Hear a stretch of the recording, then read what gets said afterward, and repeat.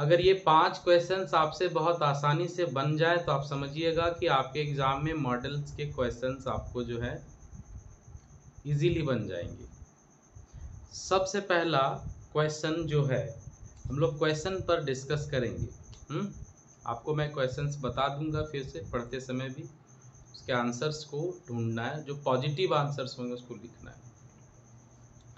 जैसे सबसे पहला क्वेश्चन है, He called my brother who dash not come। अब एक चीज देखिएगा कि अगर हम सेंटेंस को फॉर्म ऑफ एंटीसीडेंट देखते हैं तो सेंटेंस दो पार्ट में है, फर्स्ट पार्ट इधर है, सेकंड पार्ट इधर है ना, फर्स्ट पार्ट सेकंड पार्ट। तो अगर हमने पढ़ा है कि सर फर्स्ट पार्ट अगर पास्ट फॉर्म में हो,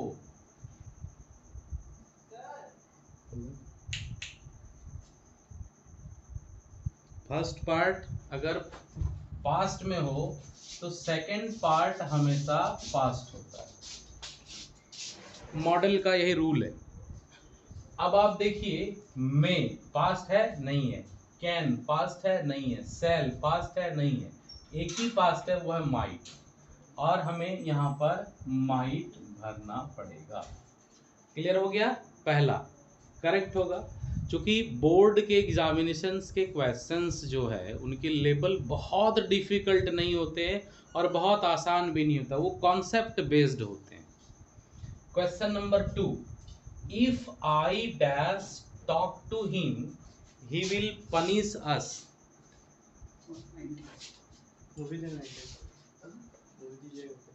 जस्ट अ मिनट, उसको दे दो, हम ले लेंगे। If I talk to him, he will punish us. Okay. Now, one side is what? See, what is one side? So one side there you can find it is condition. तो जब हम लोग एक साइड कंडीशन देखते हैं तो आपको पता होगा कि जिस साइड कंडीशन होता है उस साइड मॉडल का यूज नहीं होता है। यानी दो सेंटेंस अगर हम लोग एक दूसरे को जोड़ रहे होते हैं तो एक सेंटेंस में जहां मॉडल का यूज किया हुआ हो उसे हम लोग प्रिंसिपल सेंटेंस बोलते हैं।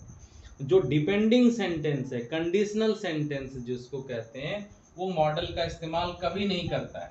यानी आप लोग एक रूल और याद रखिएगा कि जब किसी सेंटेंस में इफ का यूज किया हो, अनलेस या अनटिल का यूज किया हो ना, इन केस का यूज किया हो, तो ऐसे सेंटेंस जो हैं वो शैल विल का यूज नहीं करेंगे। यानी ये किसी भी प्रकार का मॉडल्स का यूज जो है वो नहीं करेंगे। आप लोग याद रखिएगा, यहाँ मॉडल का यूज नहीं होगा।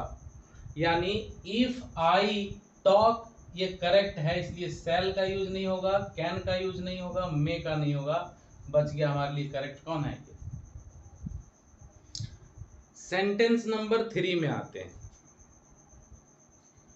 If I had taught you comma you dash passed this exam. आपको बहुत अच्छे तरीके से मालूम है कि हम लोगों ने क्लासेस में बहुत बार पढ़ा भी है कि सर अगर यहाँ कंडीशन की बात करी जाए ना, यहाँ पर भी एक कंडीशन है। इफ है तो कंडीशन है, सिंपल समझ जाइएगा कि इफ है तो कंडीशन है। तो हम लोग इसको कई बार बोले हैं, मैं आपको समझाया हूँ, शायद याद होगा।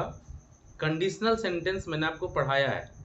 बैलेंस्ड, हम लोगों को क्या ध्यान में रखना, बैलेंस करना है दोनों, प्रिंसिपल को सबऑर्डिनेट से बैलेंस करना है। जैसे अगर हम लोग एक सेंटेंस के दो पार्ट की बात करते हैं तो इस साइड में अगर वैल्यू V2 है तो इधर की भी वैल्यू V2 ही होनी चाहिए।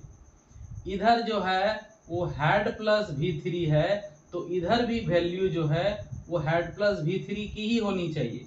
यानी कि अगर हैड की बराबरी हम इधर करते हैं तो कौन होता है, वुड प्लस हैव, फिर यहाँ पर वर्ब 3 का हम यूज करते हैं। तो ये हैड प्लस वर्ब 3 हुआ और वुड प्लस हैव मिल करके बन गया कौन, हैड बन गया। इधर बनेगा कौन, V3। यानी ये केस हम लोगों ने पहले ही पढ़ा दिया आप लोगों को। आप थोड़े पुराने तरीके से पुराना नोट्स अपना देख लीजिएगा या फिर आप मॉडल के क्लासेस में जाकर देख लीजिएगा। मैं कंडीशनल सेंटेंस का भी वीडियो बनाया हुआ हूँ। इफ आई हैड टाउट, तो यहाँ पर देखिए हैड प्लस वर्ब थ्री लिखा हुआ आपको आसानी से दिख रहा है, हैड प्लस वर्ब थ्री। अब उधर हमको क्या करना है, हैड के पैरेलल वर्ड को चुनना है। क्योंकि V3 यहाँ पर भी लिखा हुआ है और V3 यहाँ पर भी लिखा हुआ, तो V3 तो हो गया। अब हमें पैरेलल वर्ड चुनना है। तो देखिए हैड का बराबरी सिर्फ वुड नहीं कर सकता है, माइट नहीं कर सकता है, कुड नहीं कर सकता है, क्योंकि ये सब के सब V2 है। हमको चाहिए कौन, V3 का फॉर्म चाहिए। तो देखिए एक ये हो गया V2 प्लस हैव हो गया 1 V3, यानी कि ये जो है हम लोगों को यहाँ पर यूज करेंगे, क्या हो जाएगा, वुड हैव। क्लियर हो गया, ऑप्शन नंबर 2। अब आते हैं हम लोग क्वेश्चन नंबर 4 की बात करते हैं। Parents dash shape the life of their children, कि एक पेरेंट जो होते हैं वो अपने बच्चों की लाइफ जो है वो शेप कर सकते हैं ना, ध्यान रखिएगा। तो यहाँ पर वुड का यूज होगा नहीं ना, क्योंकि ये बात हो रही है किसी भी गार्जियन के फिजिकल पावर, मेंटल पावर और एक एलिजिबिलिटी, एक एलिजिबल पावर फॉर्म की बात की जाती है। तो parents must shape the life of their children. ध्यान में रखिएगा, जो क्वेश्चंस कहा जा रहा है उसको समझने की कोशिश करिएगा, क्योंकि अब यहाँ सेंटेंस पर डिपेंड करता है कि हम लोग सर इसका आंसर जो है वो कैसे यूज करेंगे। समझने का कोशिश करिए।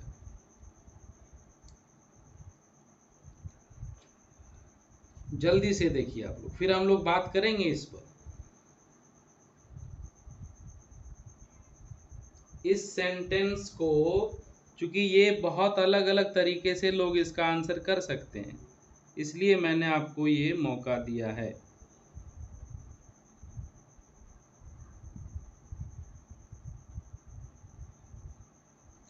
चलिए फिर मैं इस पर डिस्कस करता हूं, आप लोग इसे ध्यान से समझिए। अब सवाल आई कि पेरेंटल डिस्कशन की ना, पेरेंटल डिस्कशन की, तो में तो संभावित वर्ड है और वुड जो है वो यूज होगा नहीं। अब दो सवाल आ गए कि कोई भी पेरेंट्स हो, चाहे वो आपके पेरेंट्स हो, हमारे पेरेंट्स हो या कोई भी हो ना, तो पेरेंट्स की ये ड्यूटी होती है कि उनको अपने बच्चों की जो लाइफ है उसे क्या करना चाहिए, प्रॉपर वे में ले जाने की कोशिश करनी चाहिए। ये फैमिली की मोरल ड्यूटी होती है। तो जब हम लोग बात करते हैं मोरालिटी की, जब हम लोग बात करते हैं मोरल पावर की ना, वहां पर उनका तार्किक शक्ति का बात नहीं होती है। तो हम लोग यहाँ पर क्या करेंगे कि parents must save the life of their children because it is the duty of a parent. Simple. Now the question number 5. You dash support your family when they are in danger. अब मैंने कहा था, आप लोगों को पढ़ाया था इसके बारे में। कैन की यूज हम लोग नहीं करेंगे।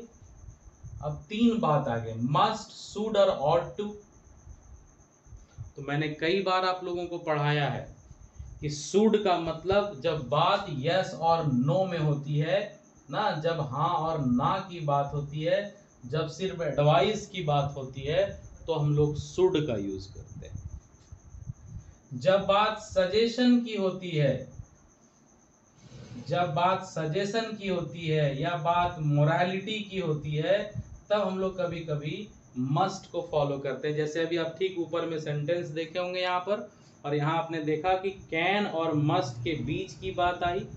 तो ये तो हमको पता है कि पेरेंट्स कर सकते हैं, लेकिन वहां कर सकते हैं वाली बात नहीं होनी चाहिए। यहाँ कह रहे हैं उनको करना है, तो करना है के सेंस में हमने मस्ट लिया था। अब यहाँ पर क्या कहा जा रहा है, कह रहे हैं, ध्यान में रखिएगा, मैंने आप लोगों को पढ़ाया भी है मस्ट और ऑट टू। अगर दिक्कत हो तो मैं आप लोगों को वीडियो में देख लीजिएगा आप लोग, फिर भी हम बता रहे हैं मस्ट और ऑट टू का एक कॉमन डिफरेंस है।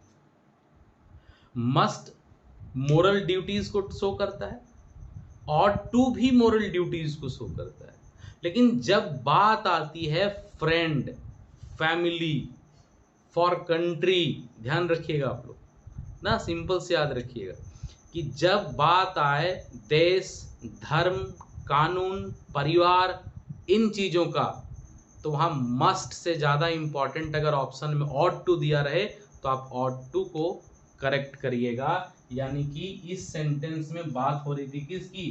फैमिली की, इसलिए हम लोग यहाँ ऑट टू को करेक्ट करेंगे। अगर ऑप्शन में ऑट टू नहीं होते तब हम लोग करेक्ट करते हैं किसको? मस्ट को। ये हैं आपके 5 क्वेश्चंस के सॉल्यूशन। अब उम्मीद है आप लोगों को ये 5 क्वेश्चंस का सॉल्यूशन भी समझ में आ गया होगा। आप लोग इसे अपने लाइफ में फॉलो करिए, इसी से रिलेटेड आपके क्वेश्चंस आएंगे आपके बोर्ड एग्जाम में। फिर हम लोग बहुत सारे वीडियोस के थ्रू अलग अलग क्लासेस को देखेंगे। बेहतर होगा कि आप अपने वीडियोस को, बाकी इनसे रिलेटेड जो वीडियो उनको देखें, समझें और अलग क्वेश्चंस बनाने का कोशिश करें।